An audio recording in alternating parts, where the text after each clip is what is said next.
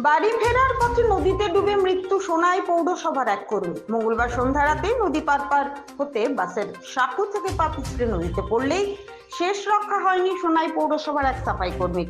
জানা গেছে, সোনাই পৌরসভার মিঠুন দাস নামের এক সাফাই কর্মী পৌরসভার ডিউটি শেষ করার পর বাজার করে বাড়ি ফেরার পথে আমজুর নদীর উপর নির্মিত বাঁশের সাঁকো পার করতে গেলে হঠাৎ পা পিছলে নদীতে পড়ে যান। পরে স্থানীয়রা অনেক খোঁজাখুঁজি করলে ঘন্টার পর মিঠুন দাসের মৃতদেহ নদী থেকে উদ্ধার করেন। এদিকে গ্রামবাসীর দীর্ঘদিনের দাবি থাকা সত্ত্বেও আজ পর্যন্ত গড়গড়িপাড় এলাকায় নদীর উপর পাঙ্কা সেতু নির্মাণ করা সম্ভব হয়নি। তাই গ্রামবাসীরা নিজেদের মধ্যে বাঁশের সাঁকো নির্মাণ করে প্রাণের ঝুঁকি নিয়ে নদীটি পার করছেন।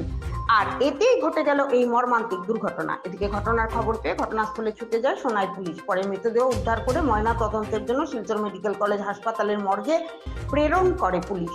এদিকে মর্মান্তিক এই দুর্ঘটনার খবর পেয়ে ঘটনাস্থলে পৌঁছেন সোনাই পৌরসভার ভাইস চেয়ারম্যান শেখ শাহরুল আলম ও কাজীদহ দক্ষিণ মোহনপুর জেলা পরিষদ সদস্য সুফিয়ান লস্কর।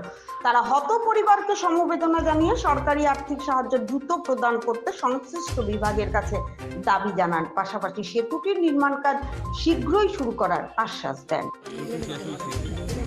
আবার এখানে আইতে নদীর মাঝে অ্যাক্সিডেন্ট হয়ে পড়িয়া মারা গেছে, তার লাগে আমরা দুঃখ প্রকাশ করিয়া।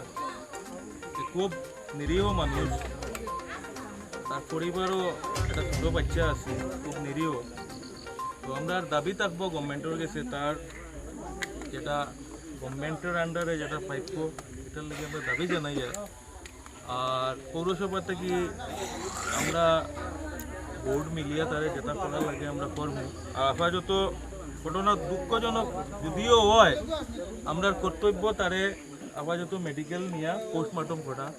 এর লাগিয়া এখানেও যারা প্রতিবাদ করতা এই গ্রামের আমার মন্ডল প্রেসিডেন্ট লইয়া আমার এপি মেম্বারের প্রতিনিধি, তারারে আমি এটলিস্ট বুঝাই আর যে প্রতিবাদ আমরা পরে করব। এই ব্রিজর লাগিয়া যেটা আপনারা যে এটা প্রতিবাদ আছে, অতদিন থেকে ব্রিজটা ওর না, আজ বিগত 8-9 বছর থেকে ব্রিজটা আটটাইল। আজকে হয়তো ব্রিজ যদি কমপ্লিট হইতো, আমার মিতুল দাস আজকে মৃত এই অবস্থায় আমি তারে দেখতাম না।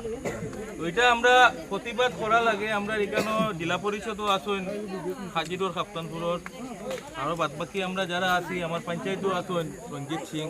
আমরা এটা নিয়ে বিহিত ব্যবস্থা নেওয়ার চেষ্টা করবো। আর আপাতত আপনারা সবরে হইয়ার আমি তারে আপাতত মেডিকেল পাঠাইয়া পোস্টমর্টমটা করাইবার আমরা চেষ্টা করি। ধন্যবাদ।